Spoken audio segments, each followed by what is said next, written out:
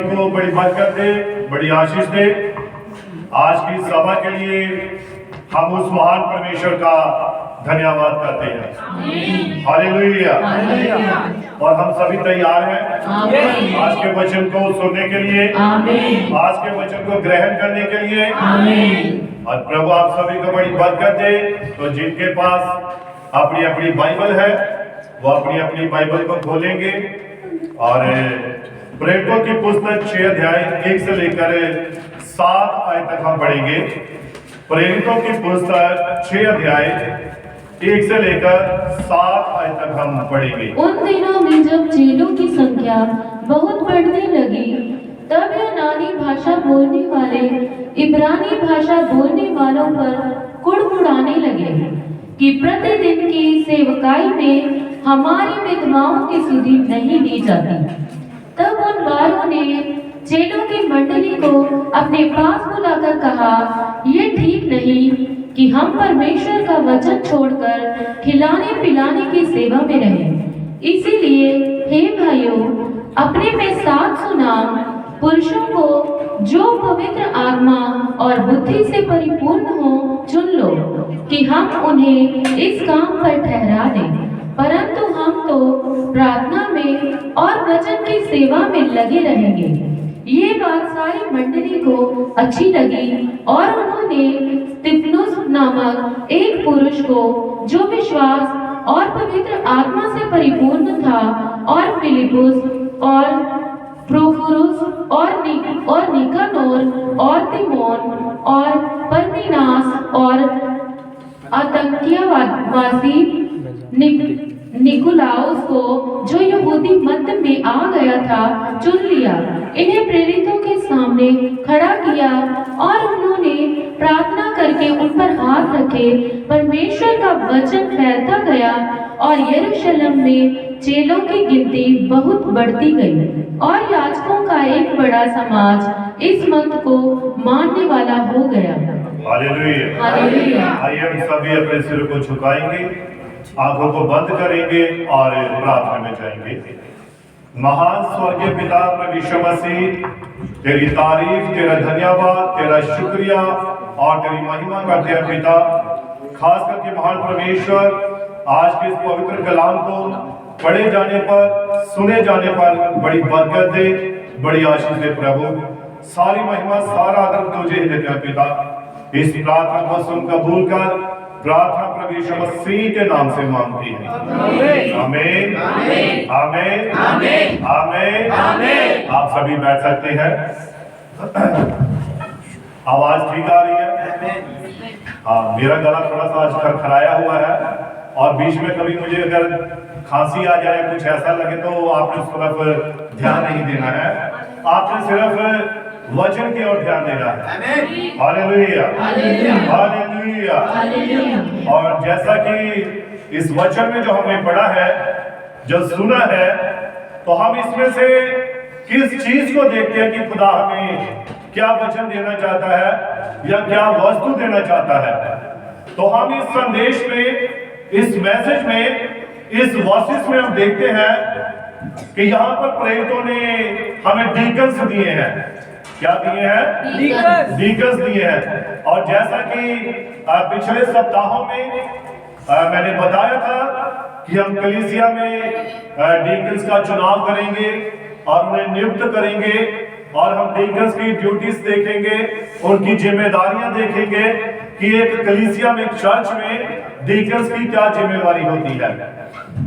तो हम इस संदेश को आज नबी के द्वारा जो प्रचार किए गए संदेश है, कलीसिया का प्रबंध, कलीसिया का भी, हम एक कलीसिया को कैसे सुचारू रूप से चला सकते हैं और कैसे उसमें नियम, व्यवस्था और कानून जो होता है कैसे हम उसका लागू कर सकते हैं।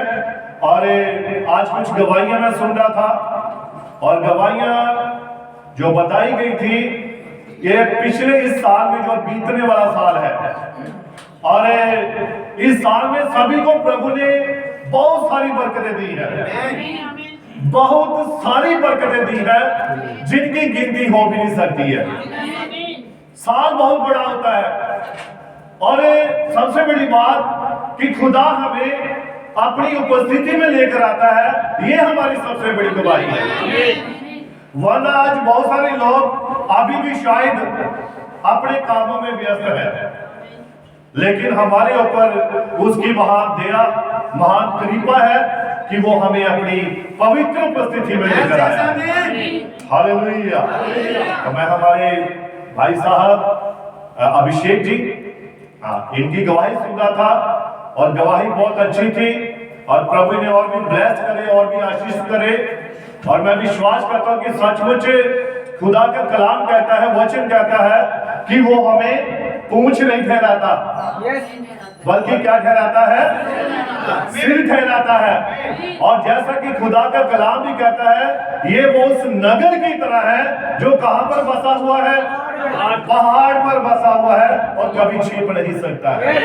खुदा नहीं चाहता कि उसके लोग छिपे हुए हों। वो हमें एक ऐसे स्थान पर खड़ा करता है जहां से सभी देखें, सभी हमारी प्रशंसा करें और उस महान परमेश्वर का क्या करें? धन्यवाद करें। भाई चोपड़ा ने गवाही दी, और मैं ये देखता हूं इनके जीवन में एक नहीं बहुत सारी गवाहियां हैं। और सबसे अच्छी बात है कि हम खुदा से क्या मांगे? आत्मिकता मांगे, प्रार्थना वाला जीवन मांगे, दीनता वाला जीवन मांगे। भाई बंसी गवाही दे रहे थे कि ये सब वस्तुएं, सांसारिक वस्तुएं, ये सब क्या है? ये संसार के साथ ही नाश हो जाएगी, लेकिन साथ क्या जाएगा? साथ हमारे किए हुए आत्मिक तारे जाएंगे। जो काम हमने प्रभु यीशु मसीह के लिए किए हैं, जो काम हमने उसकी कलीसिया के लिए की है, जो काम हमने उसके भवन के लिए किए हैं, वो काम ही हमारे साथ ऊपर जाएंगे। हालेलुया।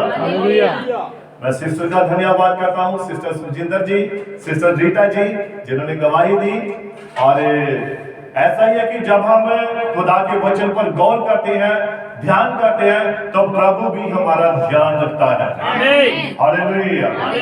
भाई डैडी ने गवाही दी, और मेरी ये इच्छा थी कि गवाही जो है पूरी फैमिली खड़ी की जाए, और फिर उस फैमिली में से सभी अपनी अपनी ब्लेसिंग बताए। बच्चों को क्या ब्लेसिंग मिली, उनके माता पिता को क्या ब्लेसिंग मिली इस साल में, चाहे एक ही ब्लेसिंग गिना दें। और नेक्स्ट बार आप नए साल में खुदा से क्या कमिटमेंट करना चाहते हैं, आप खुदा के साथ क्या वायदा करने चाहते हैं। छोटे बच्चे कह सकते हैं, यूथ वाले बच्चे, प्रभु मैं नए साल में हर दिन प्रार्थना करूंगा। छोटे बच्चे यूथ वाले कह सकते हैं कि प्रभु अब मैं दोबारा झूठ नहीं बोलूंगा, मैं कभी ये काम ऐसा नहीं करूंगा जो तेरे वचन के खिलाफ है। आप खुदा के साथ एक कमिटमेंट कीजिए, प्रभु आने वाले साल में मैं ऐसा करूंगा। बहुत सारे आपके पास वायदे हैं जो आप खुदा के साथ कर सकते हैं। बड़ों के पास भी है कि हम आत्मिक जीवन में बढ़ना चाहते हैं, मैं भविष्यवाणी का वरदान पाना चाहता हूं, और मैं ये करना चाहता हूं, मैं बुद्धि की बातें कलीसिया में बोलना चाहता हूं। आप बहुत सारे, खुदा ने इतने वरदान, इतने गिफ्ट दिए हैं, आप एक भी गिफ्ट लेने के अपने आप को योग्य बना लीजिए। Hallelujah, hallelujah. आप मेरी बात से सहमत है? अब प्रभु ने हमें इतने अच्छे लोग दिए हैं, और ये लोग, ये आप साधारण लोग नहीं है।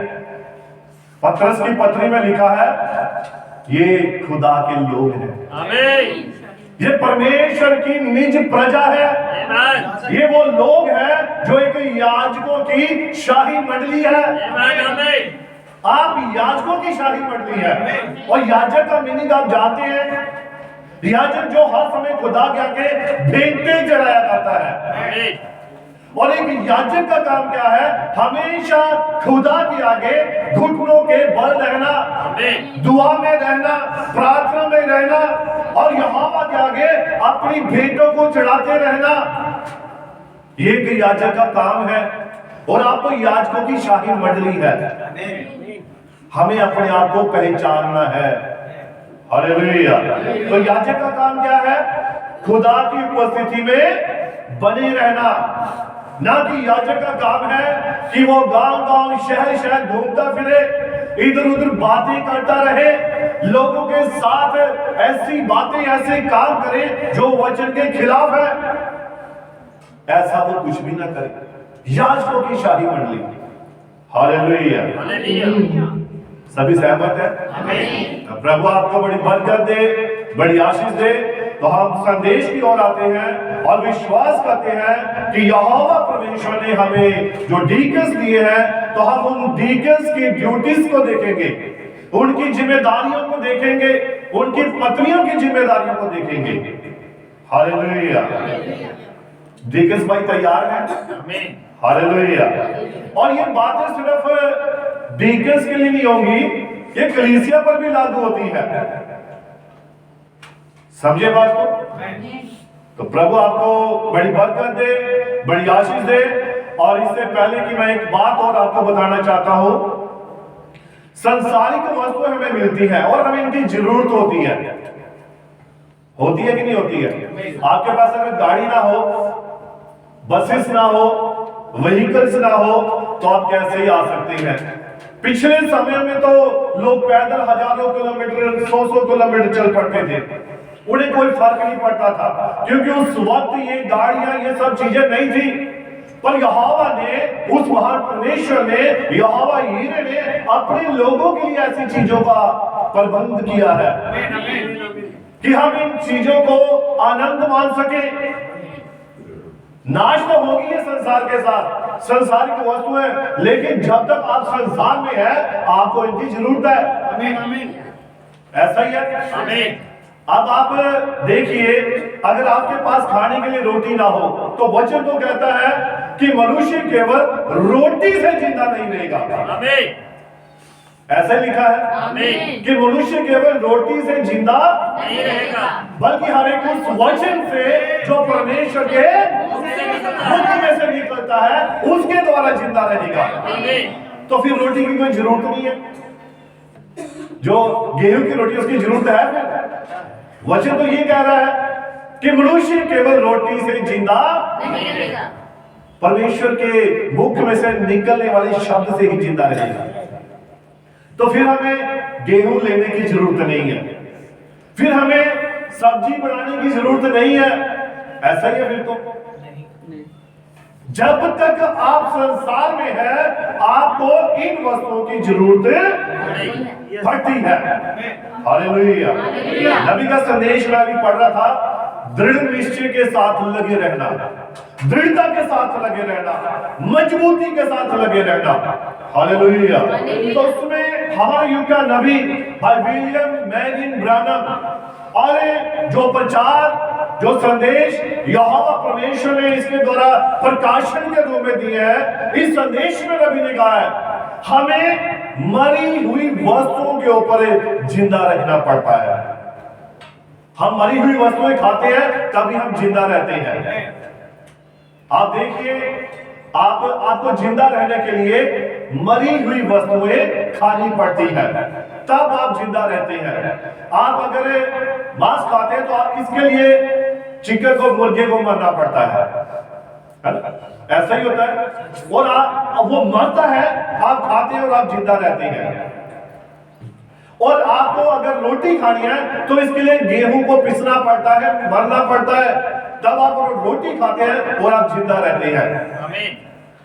तो जब ये शारीरिक तौर पर हमें इन वस्तुओं की जरूरत है, तो आत्मिक तौर पर भी किसी को मरना पड़ना था, और वो यीशु मसीह जो हमारे लिए मरा ताकि हम आत्मिक तौर पर जिंदा रह सके।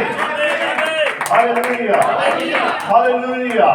तो इसीलिए हमें जिंदा रहने के लिए हमें इन सब वस्तुओं की जरूरत है। हमें आने जाने के लिए व्हीकल्स की जरूरत है, गाड़ियों की जरूरत है, कारों की जरूरत है, और हमें इनका गलत इस्तेमाल नहीं करना है।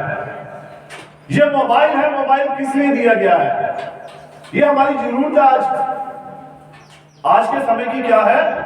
इस पर हम ऑनलाइन प्रेयर करते हैं, इसके द्वारा हम अपने दूर बैठे किसी भाई के लिए प्रार्थना कर सकते हैं, उसे वीडियो कॉलिंग में देख सकते हैं। हम ये किसके लिए दिया खुदा ने? ये हमारी फैसिलिटी के लिए दिया है, हमारी भलाई के लिए दिया है, परंतु अगर हम इनका गलत उपयोग करेंगे तो ये हमारे लिए श्रापित हो जाएगा। ऐसा ही है।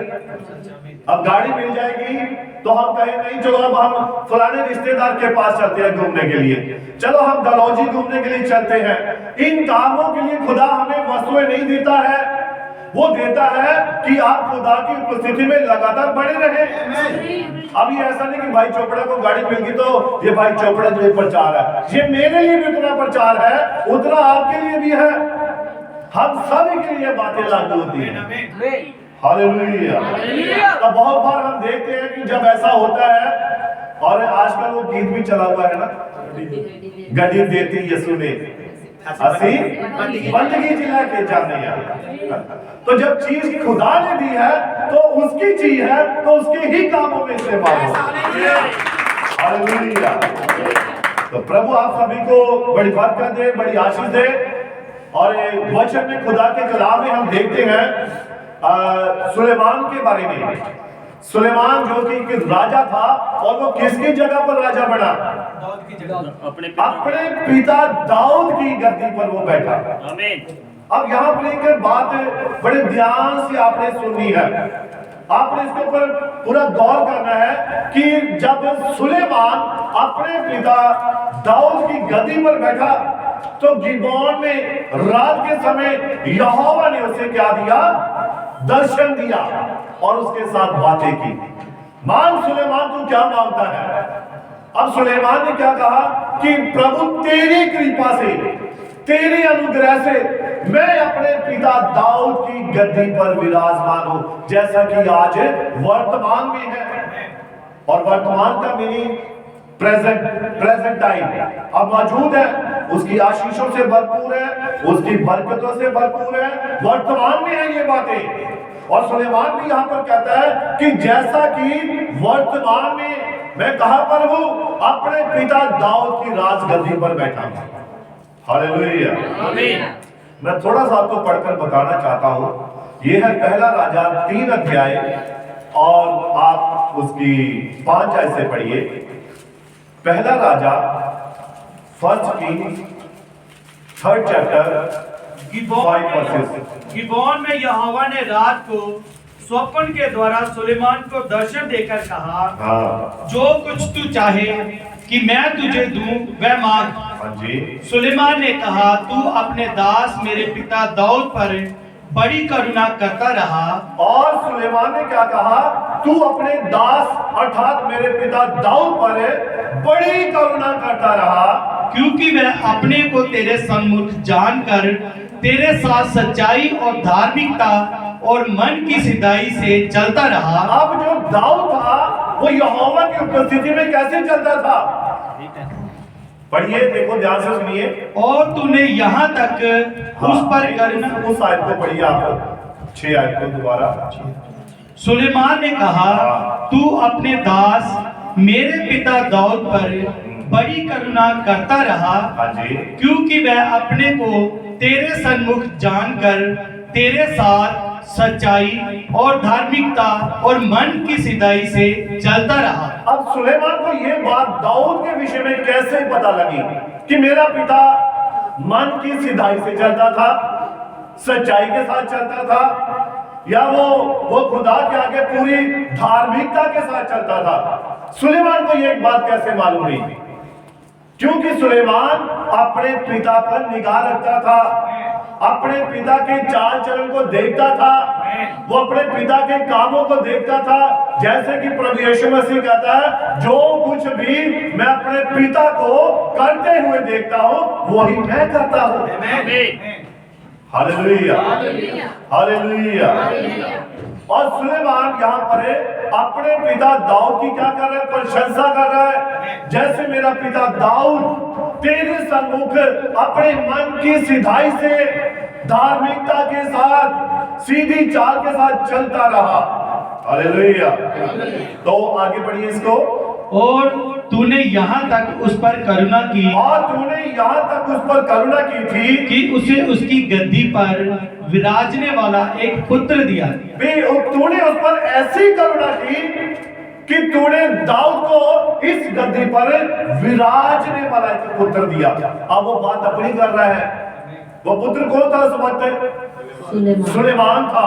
पढ़िए, जैसा कि आज वर्तमान है, जैसा कि आज वर्तमान में है, प्रेजेंट में हो, और यहोवा परमेश्वर मैं अपने पिता की गद्दी के ऊपर विराजमान हूं। पढ़िए, और अब है मेरे परमेश्वर हाँ। यहोवा, तूने अपने दास को मेरे पिता दाऊद के स्थान पर राजा किया है। और अब हे परमेश्वर यहोवा, तूने अपने दास को मेरे पिता दाऊद के स्थान पर क्या किया है? राजा किया है। कि अर्थात कि तूने मुझे अपने पिता की गद्दी पर राजा होने के लिए नियुक्त कर दिया है। पढ़िए, परंतु मैं छोटा लड़का सा हूँ। अब देखिए यहाँ पर सुलेमान अपने आप को खुदा के सामने दीन कर रहा है।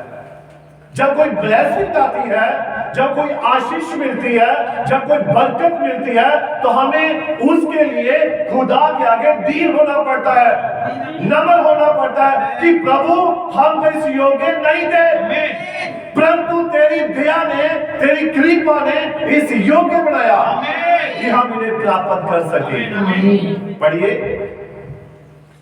जो भीतर बाहर आना जाना नहीं जानता, परंतु मैं छोटा लड़का सा हूँ जो भीतर बाहर आना जाना नहीं जानता। अब सुलेमान राजा की गद्दी पर बैठा है, वो राजा बन चुका है, उसके पास अधिकार है, उसके पास सब कुछ है, परंतु फिर भी जब खुदा की बात आई अपने आप को दीन कर रहा है। प्रभु मैं तो तेरे सामने एक बच्चा हूं, मैं तो तेरे सामने एक लड़का सा हूं, पर वो खुदा से क्या वस्तु मांग रहा है? वो जानता है कि मैं राजा बन चुका हूं, मेरे पास सैनिक है, मेरे पास ताकत है, मेरे पास बल है, परंतु फिर भी मुझे किसी वस्तु की जरूरत है। आमीन। और वो वस्तु क्या थी? बुद्धि। वो बुद्धि और समझ थी। और नबी ने कहा, हमारे युग के खुदा का कलाम कहता है, यहोवा का डर कहां से शुरू होता है? बुद्धि से। जब आपको बुद्धि मिलती है तो आपके अंदर खुदा का सबसे पहले डर आता है, भय आता है। वो बुद्धि क्या करती है, वो समझ क्या करती है, आपके मन में यहोवा का भय डालती है, आदर करना सिखाती है, रिस्पेक्ट करना सिखाती है। हालेलुया। आप पढ़िए, फिर तेरा दास तेरी चुनी हुई प्रजा के बहुत से लोगों के मध्य में है, और फिर तेरा दास तेरी चुनी हुई प्रजा के बहुत से लोगों के मध्य में है, जिनकी गिनती बहुतायत के मारे नहीं हो सकती। अब उनकी गिनती हो ही नहीं सकती थी जिनके ऊपर यहोवा ने सिर्फ राजा ठहरा दिया था। हजारों लाखों लोगों के ऊपर सुलेमान को राजा ठहरा दिया था। हालेलुया। अब देखिए यहाँ पर कहने का मतलब क्या है? सांसारिक वस्तुएं, अब सुलेमान को राज करने के लिए कौन से लोग मिले? सांसारिक लोग, दुनियावी थे, जीते जाते लोग, जिनमें 5 चेतनाएं थी। आज आप बैठे हैं, आपके अंदर भी 5 चेतनाएं हैं। किसको मालूम है? आप खुदा बरकत दे। सूंघना, देखना, सुनना, चखना और स्पर्श करना, ये 5 चेतनाएं दी है। और ये संसारिक बॉडी में है, संसारिक शरीर में है, और इस बॉडी को पानी की जरूरत है, रोटी की जरूरत है, आराम की भी जरूरत है, सोने की भी जरूरत है, परंतु एक ऐसी चेतना है, छठी इंद्री है, छठी चेतना है, और वो क्या है? वो पवित्र आत्मा है। वो इस बॉडी को, इन 5 चेतनाओं को चलाने वाली है, जिसका कंट्रोल इन 5 चेतनाओं के ऊपर है। Hallelujah, hallelujah. इसीलिए संसार की वस्तु भी हमारे लिए जरूरी है। ऐसा ही है। खुदा आपको बड़ी बरकत दे, बड़ी आशीष दे। तो हम देखते हैं नबी के संदेश में डीकन्स की जिम्मेवारी, और यहाँ पर जब प्रेरितों की पुस्तक यहाँ पहला अध्याय, तो यहाँ पर हमें डीकन्स मिले हैं। और वो डीकन्स किस काम के लिए है? जो सेवक है, किस काम के लिए दिए गए हैं? वो कलीसिया में प्रबंध कर सके, कलीसिया को सुचारू रूप से चला सके। और ये उन डीकन्स की जिम्मेवारी है। पिछली बार हमने देखा था कि डीकन्स किसके लिए ठहराए गए थे? भोजन पानी की व्यवस्था करने के लिए। उनके ऊपर ये एक जिम्मेवारी थी, वो कलीसिया में इन वस्तुओं की और इन चीजों की देखभाल कर सके। ये उनकी एक जिम्मेवारी थी। अब देखते हैं कि सेवक की जो जिम्मेवारी है वो क्या है। उसके अंदर कुछ क्वालिटी होनी चाहिए, उसके अंदर कुछ गुण होने चाहिए जो कि कलीसिया के लिए, डीकन्स के लिए जरूरी है। सबसे पहली बात कि परमेश्वर के सामने डीकन्स जो है वो विनम्रता के साथ रहना सीखे। उनमें इतना नम्रता हो कि वो कोई भी बात, कोई भी काम करे, वो इतने नम्र हो कि उन्हें मालूम हो कि हम किन के साथ बात कर रहे हैं। खुदा के लोगों से, खुदा की प्रजा से। हालेलुया। और दूसरी बात, परमेश्वर के कहने और प्रेरणा के मुताबिक उन्हें काम करना होता है। उन्हें खुदा से प्रेरणा आती है और उस प्रेरणा के मुताबिक उन्हें कलीसिया में काम करने होते हैं और दूसरों की जरूरतों को पूरा करने में मदद करना। ये उनके अंदर एक क्वालिटी, एक गुण होना चाहिए। और पूरे मन से सेवा करना, पूरे दिमाग से नहीं, पूरे मन से सेवा करना। अपने हित से पहले दूसरों के हित की चिंता करना, अपने हित से पहले दूसरों के हित की चिंता करना, कलीसिया की जरूरतों को पूरा करने में मदद करना। हालेलुया। और इफ्सियों की पत्री 6 अध्याय, उसकी 6 आयत पढ़ेंगे।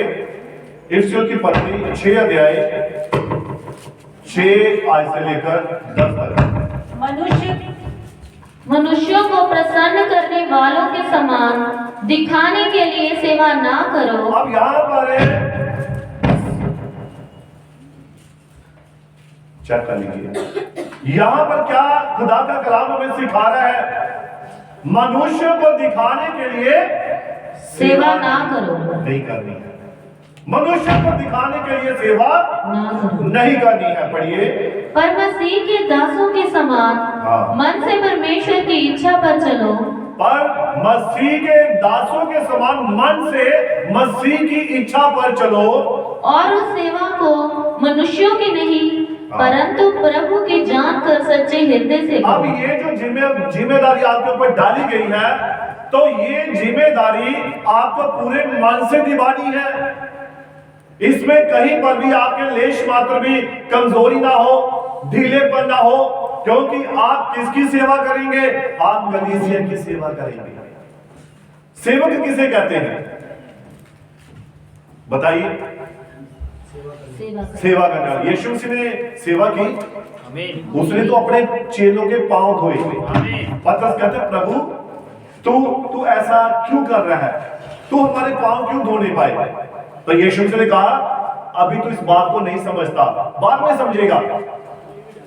तो यीशु मसीह ने अपने आप को, शायद यहां से मेरा हाथ टच हो रहा है, और नबी ने भी कहा है कि प्रभु यीशु मसीह ने अपने आप को, यानी कि परमेश्वर होने के तुल्य होने पर भी उसने अपने आप को दास के रूप में ढाल लिया, सेवक के रूप में ढाल लिया।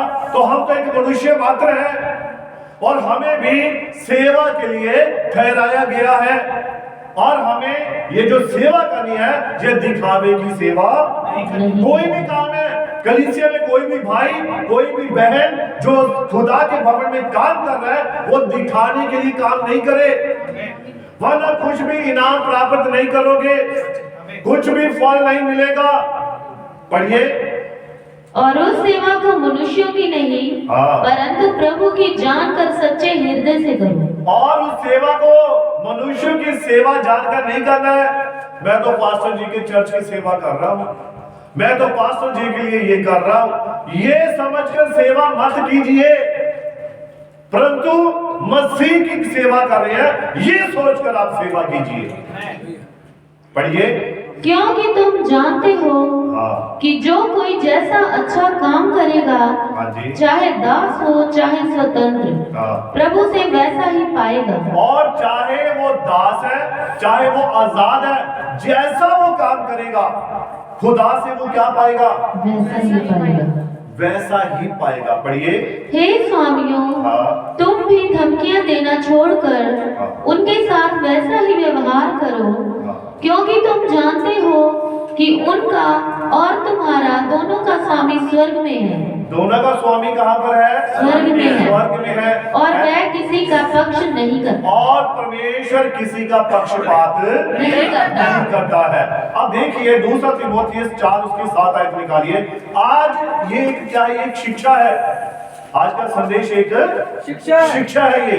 और आपने इसमें अपनी कॉपी पेंसिल पेन जरूर रखे और इन वर्सेस को जरूर लिखे, ताकि घर में जाकर आप इन्हें मनन कर सके, पढ़ सके। पढ़िए। मैं अच्छी कुश्ती लड़ चुका हूँ। हाँ जी। मैंने अपनी दौड़ पूरी कर ली है। हाँ पढ़िए। मैंने विश्वास की दूसरा रखवाली तीमुथियुस 4 उसकी 7। मैं अच्छी यही है। हाँ ठीक है, पढ़िए। मैंने विश्वास की रखवाली की है। मैंने विश्वास की रखवाली की है।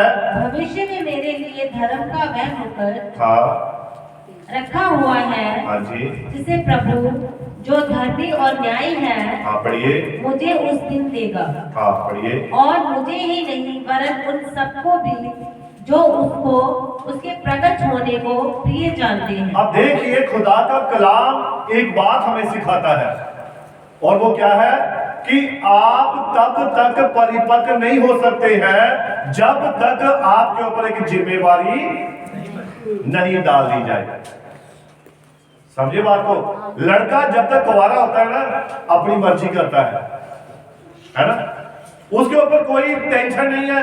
माता पिता कमा रहे हैं, खुआ रहे हैं और वो खा रहे हैं, कोई टेंशन नहीं बच्चों को। लेकिन जब उनके ऊपर एक जिम्मेवारी पड़ जाती है, तब वो क्या हो, परिपक्व होना शुरू हो जाते हैं। फिर उन्हें पता लगता है कि अरे ये तो मेरी जिम्मेदारी है, मुझे कमाकर लाना है, मुझे अपनी पत्नी के लिए, बच्चों के लिए, परिवार के लिए ये सब काम करने हैं।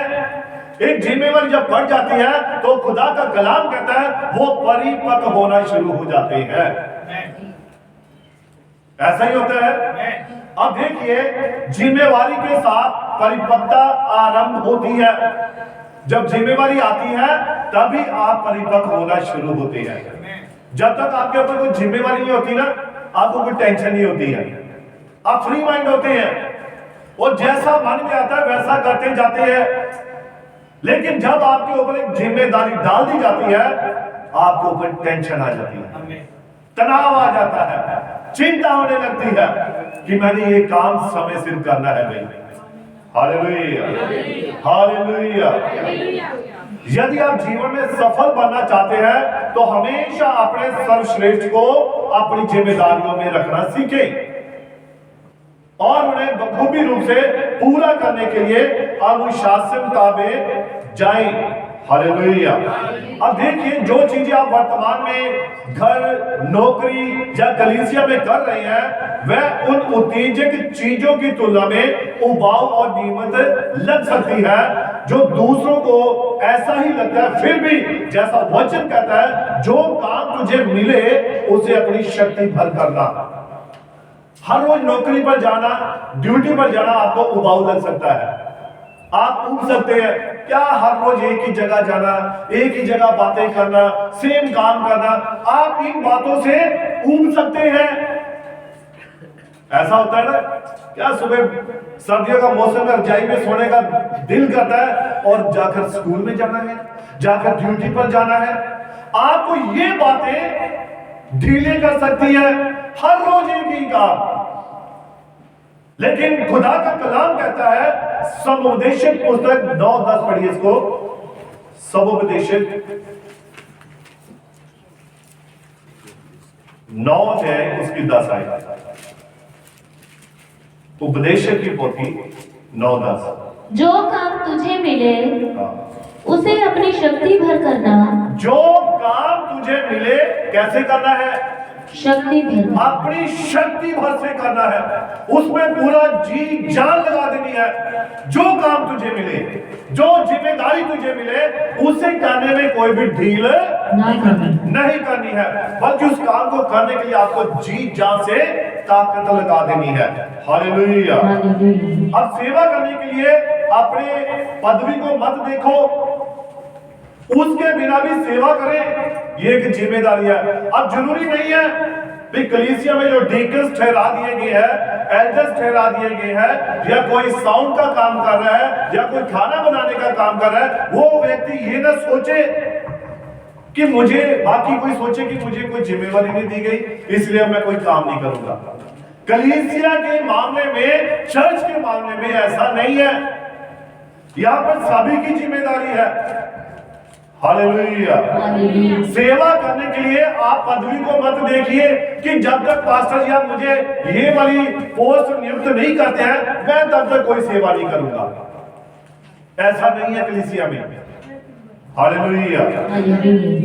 अब ध्यान दें, यहां पर खास बात दाऊद के ऊपर। दाऊद ने अपने पिता की भेड़ों की देखभाल करने में बहुत जिम्मेवारी निभाई। वो अपने पिता की भेड़ों को चराता था, जंगल में लेकर जाता था, और अगर ये दाऊद सोचता अरे ये भेड़ें चराने का ये कोई काम है, मेरे बाकी 7 भाई हैं और 7 फौज में हैं, वो 7 वहां पर हथियार लिए खड़े रहते हैं, उनके पास एक अच्छी वर्दी होती है, उनके पास ये होता है, उनके पास वो होता है, और मैं यहाँ पर भेड़ों को चरा रहा हूं। दाऊद ने अपने मन में इस पदवी के लिए कभी भी उसने अपने आप को ढीले नहीं किया, लेकिन लिखा है, खुदा का कलाम कहता है, उसने इस जिम्मेवारी को बखूबी निभाया। जब उसकी भेड़ को शेर पकड़ के ले गया तो वो पीछे गया, छोड़ो मेरे पिता की भेड़े हैं, मुझे क्या टेंशन नहीं, भेड़ को और जन्म दे देगी, मुझे कुछ चिंता नहीं, तो जाने का शेर लेगा कोई बात नहीं, मेरे पास तो बहुत सारी भेड़े हैं। उसने ऐसा नहीं सोचा, उसने अपनी जिम्मेवारी को निभाया और वो पीछे गया जंगल में, और से जाकर वहां शेर के पंजे में से भेड़ को छुड़ा लिया। आमीन आमीन। ये है जिम्मेवारी। जब एक रीछ भेड़ को ले गया तो दाऊद पीछे भागा, उसने ये नहीं सोचा कि वो मुझे फाड़ खाएगा, वहां और भी जंगली जानवर होंगे, उसने जिम्मेवारी के साथ काम को किया। जबकि उसके भाइयों के मुकाबले में दाऊद की पदवी बिल्कुल छोटी थी। बताइए, आमीन। ऐसा ही था ना, भेड़ें चराना ये कोई काम है? लेकिन उसके जो भाई थे, अभिराम वगैरह जितने दूसरे भाई थे, वो सब फौज में अच्छे पोस्टों के ऊपर बैठे हुए थे। वो अपनी जगह ठीक थे, लेकिन दाऊद खुदा के मन को भावने वाला व्यक्ति था। हालेलुया। क्योंकि वो अपनी जिम्मेवारी को पूरी रीति से निभा। गोलियत को किसने मारा? दाऊद ने। क्या वो उसके भाई मार सके? जिनके पास बंदूकें थी, जिनके पास हथियार थे, जिनके पास तलवारें थी, भाले थी, वो नहीं मार सके। लेकिन दाऊद के पास क्या था? नबी कहते एक छोटा सा गोफन, और वो भी उसमें उसके थैले में 5 छोटे छोटे पत्थर। अब एक पत्थर छोटा सा किसी को मार सकता है? मैं कहता हूं अभी ट्राई करके देख ले, यहां पत्थर पड़ा, मैं मारता हूं किसी को, मरेगा कोई? नहीं मरेगा। कारण क्या था कि दाऊद ने छोटा सा पत्थर मारा और इतना बड़ा गोली उसने मार गिराया। उसके पीछे क्या था? नबी कहता है उसके पीछे यहोवा यूं कहता है वो वचन था, और उस वचन ने ही उस गोलियत को मार गिराया था। और वो पत्थर छोटा सा था, सीधा माथे में घुसा, और इतना बड़ा गोलियत गिर के उसके कदमों में गिर गया था। हालेलुया। और ये किसकी वजह से? अच्छी जिम्मेदारी को निभाने की वजह से। खुदा आपको इस्तेमाल कर सकता है, खुदा आपका उपयोग कर सकता है। वो आपको कहीं पर भी, किसी भी स्थान पर, किसी भी हालात में आपका इस्तेमाल कर सकता है। हालेलुया। इसलिए अपनी पदवी को छोटा मत जानिए। चर्च के बाहर ये जो जोड़ों की सेवा, जूतों की सेवा छोटे छोटे बच्चे कर रहे हैं, तो देखिए, बात को समझिए। जब वो वहां खड़े होते हैं, जो बाहर से आता है वो पहले जूते वहां उतारता है, और सबसे पहले वो किससे मिलता है उतारने वाला? जय मसीह की भाई जी जय, जो वहां खड़ा होगा ऐसा ही होता है। तो जो वहां खड़ा उससे अंदर आने वाला हर व्यक्ति उसे जय मसीह बोलेगा, उससे मुलाकात होगी, और जब वो वापस जाएगा तब भी उससे मिलकर ही जाएगा। ऐसा ही है। तो वो सेवा सबसे बड़ी है कि नहीं है? अगर यीशु मसीह अंदर आएगा तो पहले किससे मिलेगा? वो उसी से मिलेगा। मेरी बेटी जय मसीह की, मेरे बेटे जय मसीह की। जब वापस जाएगा, गॉड ब्लेस यू, तुझे आशीष मिले, तुझे बरकत मिले। तो जो अंदर जिनके साथ वो बैठा वो तो है आशीष पाएंगे, लेकिन वो डबल आशीष पाएगा। इसलिए किसी पदवी को छोटा मत समझिए, खास करके खुदा के भवन में। Hallelujah, hallelujah. आज कितनों ने उपवास रखा है? 1 2 3 और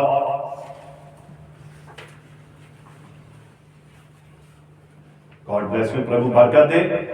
और आपने उपवास रखा है, खुदा बरकत दे, आशीष दे। और इसी प्रकार मैं ये कहता हूं सभी उपवास रखें।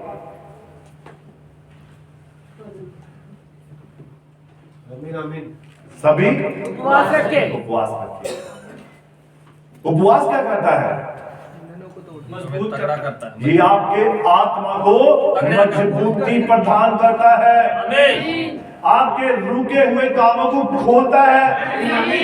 ये उपवास की प्रार्थना, आप जानते हैं जब अनशन पर बैठ जाते हैं लोग, तो सरकार को, बड़ी बड़ी सरकारों को भी झुकना पड़ता है।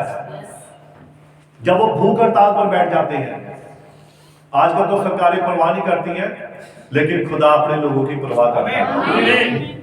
वो जानता है कि मेरे बेटे ने, मेरी बेटी ने उपवास रखा है, तो जो इसके मन में है मैंने उसे पूरा करना है। और उपवास का समय कितने जानते हैं? कब से कब तक होता है? शाम 6 से अगली शाम 6 बजे तक। और बीच में कोल्ड ड्रिंक पीनी है, कॉफी पीनी है, कुछ नहीं, फ्रूट खाना है, ऐसा है? वचन ऐसा सिखाता है? एक पानी की बूंद भी नहीं पीनी है, ये उपवास है। वचन कहता है, खुदा का कलाम कहता है, प्रभु यीशु मसीह ने जब उपवास रखे 40 दिन 40 रात, तो निराहार रहा। आमीन। कहीं लिखा है यीशु से पानी का घूंट दिया, मेरे होंठ थोड़े से ना वो हो गए हैं, सूख गए हैं, तो गीले कर ले, ऐसा कहा? लिखा कहीं पर ऐसा नहीं लिखा। और जो हमारी बहन है, बड़ी प्यारी बहन, खुदा इसे बरकत दे। तो मैं सिस्टर हमें बता रहे थे कि पास्टर जी 12 साल तक मैंने उपवास रखा। तो मैंने कहा सिस्टर किस प्रकार से रखा? तो सिस्टर ने बताया कब से लेकर कब तक? सुबह 5 से शाम 5। मैं सिस्टर आपको तो आपने 12 साल बोलते हैं, आपने तो 6 साल हुए, है ना? आधा ही उपवास हुआ ना वो, जबकि बाइबल कहती है रात दिन का एक दिन होता है, 24 घंटे का एक दिन होता है। तो यीशु ने 40 दिन 40 रात निराहार रहकर उसने उपवास रखे। तो इसलिए हमारे युग के नबी ने कहा है कि अगर मैं पवित्र आत्मा पाऊं तो इसके लिए पहले मैं 40 दिन के उपवास रखूं। ऐसा करने की जरूरत नहीं है, आपको बस खुदा की वेदी पर आने की जरूरत है, होठों से अंगीकार करने की जरूरत है। बस अपने आप को दीनहीन कर दीजिए, प्रभु मैं तेरे कामों के लिए इस्तेमाल होना चाहता हूं, तू मुझे इस्तेमाल कर। खुदा का दास है, उसका मुझे अब नाम याद नहीं आ रहा है, लेकिन उसकी सेवा के बारे में बताया गया। उसने 10 करोड़ लोगों को मसीह में ले आया हुआ, और चंद सालों में, ज्यादा नहीं। और उसकी जो गवाही थी, वो गवाही ये थी कि मैंने उन लोगों को मसीह में लाने से पहले मैंने कोई 40 दिन के उपवास नहीं रखे, ना मैंने ऐसा काम किया। उसने कहा कि मैंने सिर्फ जाकर खुदा की वेदी पर समर्पण किया, प्रभु तू मुझे इस्तेमाल कर, मैं तेरे कामों के लिए इस्तेमाल होना चाहता हूं। बस खुदा ने कहता उसी दिन से इस्तेमाल करना शुरू कर दिया। हमें वेदी पर आने की जरूरत है। अब ऐसा नहीं है कि आप उपवास रख रहे हैं, उपवास रखना अच्छी बात है, खुदा बड़ी बरकत देता है, आशीष देता है, चेलों ने भी पूछा, फरीसियों ने, ग्रंथियों ने पूछा यीशु मसीह से कि क्या कारण है कि तेरे चेले उपवास नहीं रखते। तो यीशु मसीह ने कहा, जब तक दुल्हा साथ है वो उपवास नहीं रख सकते, परंतु जब दूल्हा उनसे अलग किया जाएगा फिर वो रखेंगे। दोनों बातें कर दी ना। Hallelujah, hallelujah. इसीलिए अब देखिए दाऊद के बारे में, दाऊद की जो पदवी थी वो छोटी बेशक थी, परंतु जिम्मेदारी के साथ निभा रहा था और खुदा ने उसका भरपूरी के साथ इस्तेमाल किया। हालेलुया। अपने काम को छोटा मत समझिए, अपनी जिम्मेदारी को छोटा मत समझिए, चाहे वो चर्च में झाड़ू लगाने की है, सफाई करने की है, बर्तन मांजने की है, या ये करने की है, वो करने की है, इसे छोटी बातें मत समझिए। लेकिन डीकन्स के ऊपर ये बड़ी बड़ी जिम्मेवारी है। कलीसिया को संभालना, परिवार को संभालना एक बड़ी जिम्मेदारी होती है। Hallelujah, hallelujah. अब देखिए नबी कहता है, यहां तक कि जब दाऊद युद्ध के मोर्चे के लिए रवाना हुआ तो उन्होंने उनके भाइयों में से एक को उन भेड़ों की देखभाल के लिए नहीं रखा। उसने भेड़ों की देखभाल के लिए कि मैं अपने भाइयों को भोजन देने के लिए जाऊं, तो उसके मन में था कि मैं भी वहां फौज में जाऊं, देखूं वहां गोलियत कैसा है जो परमेश्वर के लोगों को बुरा भला बोल रहा है, मैं भी देखूं जाकर। तो दाऊद के मन में था, वो देखने के लिए गया, रोटी देने के लिए गया, लेकिन उसने अपनी भेड़ों को अपने किसी सैनिक भाई के हाथ में नहीं सौंपा। उसे मालूम था कि ये सैनिक इन्हें नहीं संभाल सकेगा। इसके लिए नबी कहता है, खुदा का कलाम कहता है, दाऊद ने भेड़ों के रखवाले के हाथ में सौंपा, क्योंकि एक भेड़ों का चरवाहा ही जानता है कि उनको कैसे संभाला जाता है। अब देखिए दाऊद हो सकता है वो भाला चलाना ना जानता हो, बंदूक चलाना आप ना जानते हो, वो तो जो जिनको ट्रेनिंग दी गई है, तैयार की गई है, वही वो कर सकते हैं। अगर मुझे अगर बोल दे भी हाँ भैया स्ट्रेंजर, मुझे नहीं मालूम चलेगा किसको कैसे चलाना है, आपको दी दिया है, आपको नहीं पता लगेगा। तो वैसे ही जो काम जिसका है वो उसी को बखूबी करके दिखाए। Hallelujah, hallelujah.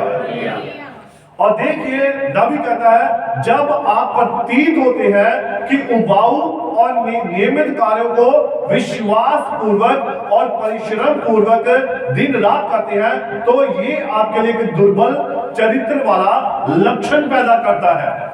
जब आप अपने उस काम में बने रहते हैं, हो सकता है आप अपने काम से ऊब सकते हैं, अक सकते हैं। पास्टर जी हर बार डीकन्स को पीछे खड़ा होना पड़ता है, हर बार खाना बनाना वाला सोचे मुझे हर रोज आकर कलीसिया के लिए खाना ही बनाना पड़ता है, प्याज काटनी पड़ती है, सब्जी बनानी पड़ती है, या साउंड वाला कहे मुझे हर रोज इधर 1 घंटा 2 घंटे बैठना पड़ता है। अपने काम से अक मत जाइए, ये आपकी जिम्मेदारी है। अपनी जिम्मेदारी को बखूबी पूरा कीजिए।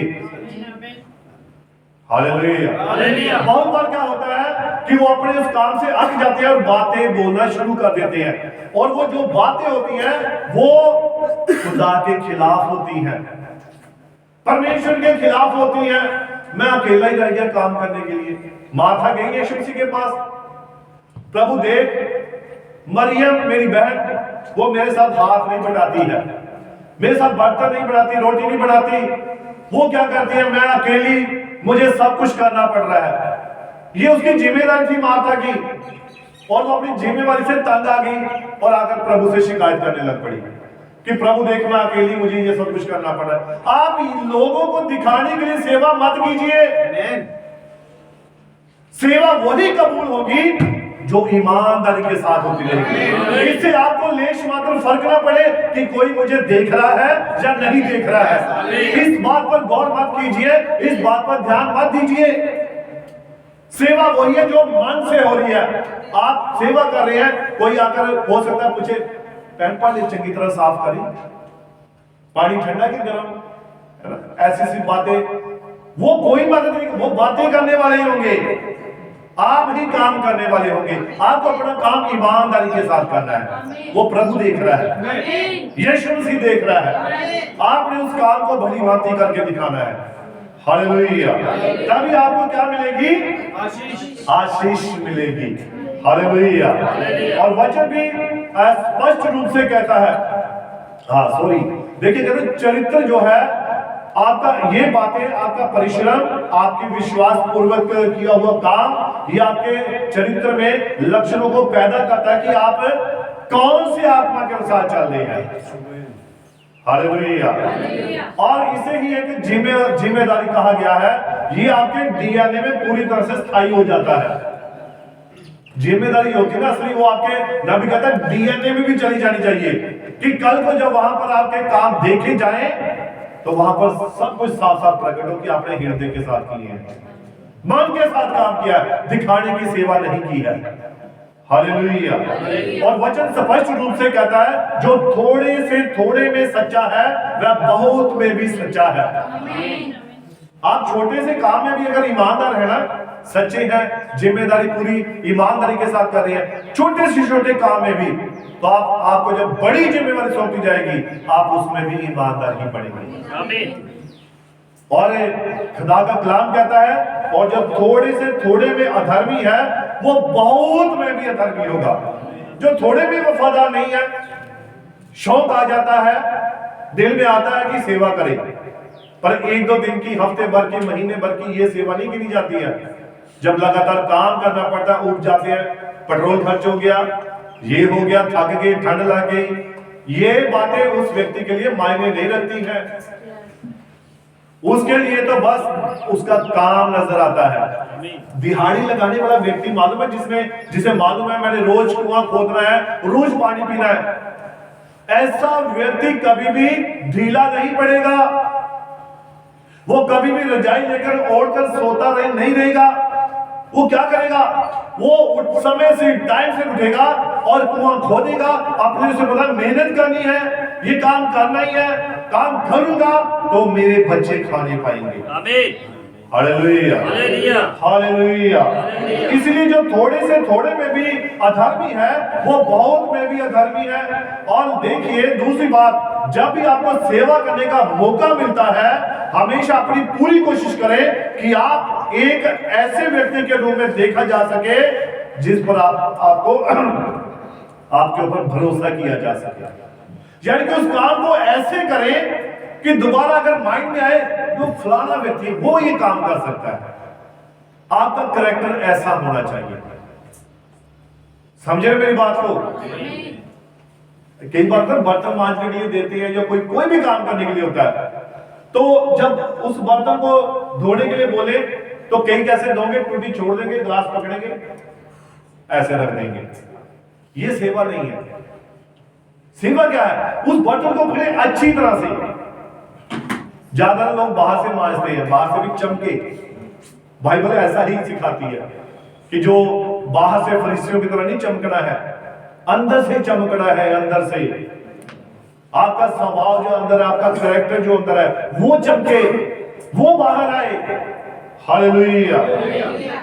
और देखिए, और आपको ऐसा व्यक्ति बनना है और जो काम आपको सौंपा जाए उसे पूरी कोशिश मन लगाकर करना है ताकि दोबारा भी आपके ऊपर भरोसा किया जा सके। आमीन। दोबारा भी आपको वो जिम्मेवारी सौंपी जा सके। Hallelujah, hallelujah. देखा, ऐसा व्यक्ति मत बनो जो हमेशा चीजों को शुरू करता तो है लेकिन कभी भी उन्हें पूरा नहीं करता है। आमीन। कुछ लोग जोश में आकर हम भी सेवा करते हैं, हम भी ये काम करते हैं, तो थोड़े दिन की सेवा के बाद क्या होता है? ठंडे पड़ जाते हैं।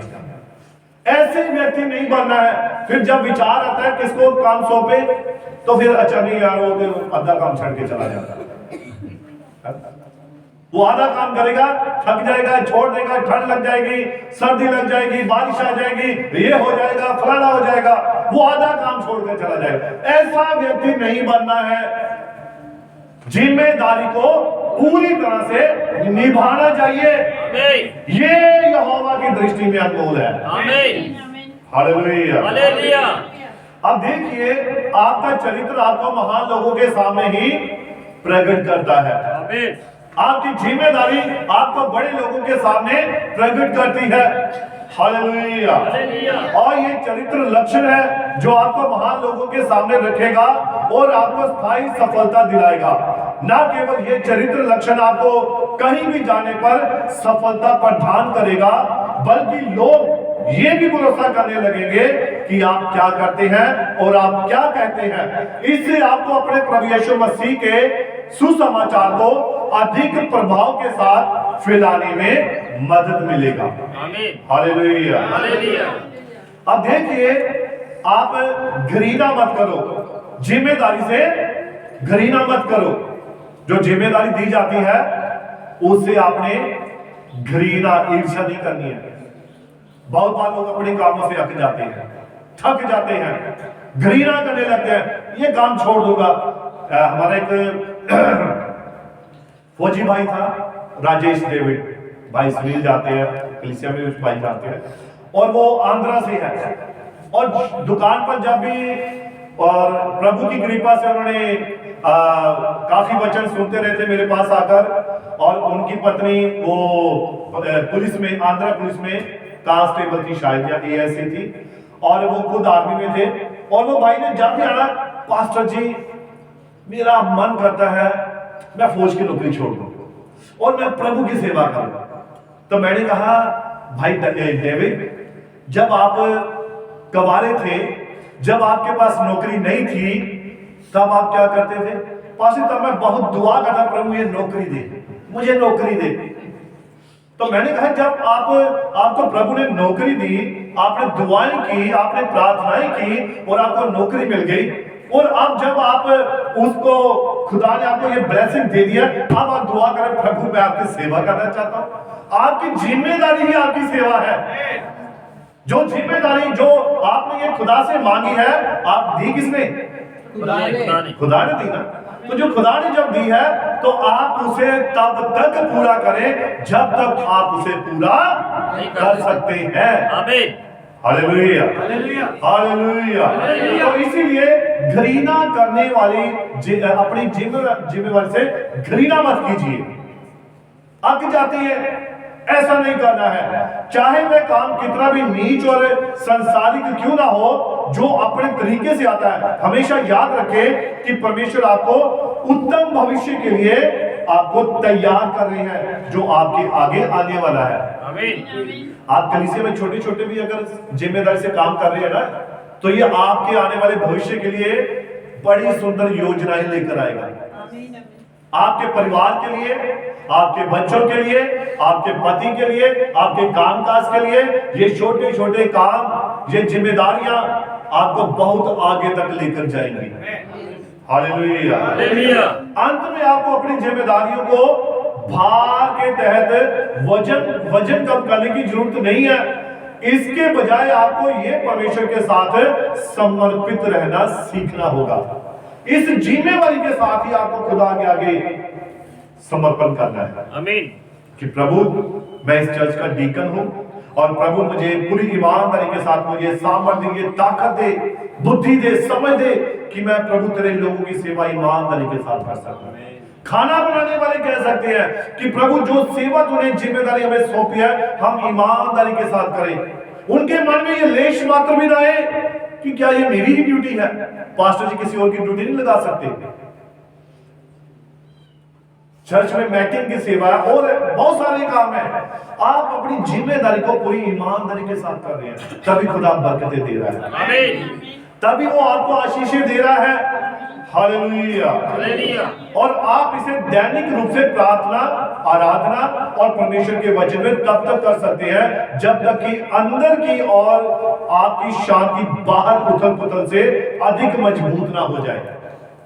हालेलुया। हालेलुया। यही कारण है कि प्रभु यीशु ने कहा कि मैं तुम्हें शांति दिए जाता हूं, अपनी शांति मैं तुम्हें देता हूं, जैसे संसार देता है मैं तुम्हें नहीं देता। तुम्हारा मन ना घबराए और ना डरे। जिम्मेदारी को शांति के साथ करना है। जो शांति आपके अंदर, उसे उथल पुथल मत कीजिए। आपकी जो अपनी शांति है ना संसारिक, वो आपको उथल पुथल कर देती है। ये शांति थोड़ी देर की होती है। शौक जब आता है थोड़ी देर जरूर प्रभु का काम किया, पर वो शांति थोड़ी देर की है, खत्म हो गई, उथल पुथल हो गई। लेकिन इसलिए यीशु ने कहा कि मैं अपनी शांति तुम्हें देता हूं। वो शांति आपको आपकी जिम्मेदारी को पूरा करने में मदद करेगी। इसलिए तुम्हारा मन व्याकुल ना हो, ना डरे, ना घबराए। Hallelujah, hallelujah. तो इसी कारण प्रभु यीशु मसीह अपने कलाम में, अपने वचन में हमें सिखाता है कि हमें ये सब काम जो है ईमानदारी के साथ करने चाहिए। एक लास्ट में छोटी बात करना चाहता हूं। डॉक्टर होता है ना, डॉक्टर उसका काम क्या है? इलाज करना। चाहे रात को उसके पास मरीज आए, सुबह आए, दोपहर को आए, शाम को आए, तो वो इलाज करता है। क्यों सिस्टर मीरा जी? करता है ना? करता है वो इलाज? क्या मना कर देता? नहीं भाई, अभी नहीं। डॉक्टर की जिम्मेदारी क्या है? चाहे रात, दिन, दोपहर, शाम, कोई भी समय, कोई भी घड़ी है, उसे इलाज करना पड़ता है, दवाई देनी पड़ती है। तो मान लीजिए अगर डॉक्टर ही बीमार हो जाए तो वो क्या बोलेंगे? मैं बीमार हूं, मैं आपको दवाई नहीं दूंगा, जाओ। ऐसा हो सकता है? क्यों? इसी प्रकार से आप जो एक डीकन्स है, मान लीजिए परिवार में झगड़ा हो गया, परिवार में कोई कलह हो गई, परिवार में कुछ मनमुटाव हो गया बच्चों के साथ या पत्नी के साथ या किसी के साथ, तो आप बोले आकर चर्च में, पास्टर जी मैं नहीं कभी सेवा करनी, तो ये बात जायज है? अरे वो तो घर की प्रॉब्लम है, उसे वहीं तक रहने दो। उसे चर्च के साथ मत जोड़िए, अपनी नौकरी के साथ, अपनी ड्यूटी के साथ, खुदा के कामों के साथ उसे मत जोड़िए। लड़कर घर में आए, आकर गुस्सा पास्टर पर निकाल दिया, चर्च पर निकाल दिया। पास्टर मैंने काम करना, मैंने नहीं गीत गाना, मैंने ये करना, मैंने वो करना, मैंने ये नहीं पढ़ना, मैंने वो नहीं करना। ये सब काम बिल्कुल खुदा के उलट है, उसके वचन के खिलाफ है। नबी कहता है एक चरवाहे की जिम्मेवारी क्या है? सच सच बताना। जो बात कलाम कहता है, वचन कहता है, उन बातों को बताना। अगर मैं नहीं बताऊंगा, आप अपनी जिम्मेवारी को इसी प्रकार घर में लड़ झगड़ कर आएंगे, यहां करेंगे, आपका मन यहां लगेगा नहीं, तो आप ऐसी स्थिति में जिम्मेवारी को नहीं कर रहे हैं, वो तो आप बस फॉर्मेलिटी कर रहे हैं। भाई ने गीत गाया, भाई गोल्डी ने, आत्मा में सभी भरे। क्यों भाई सुनील जी? भाई अमोस, भाई अमोस, ब्रदर अमोस,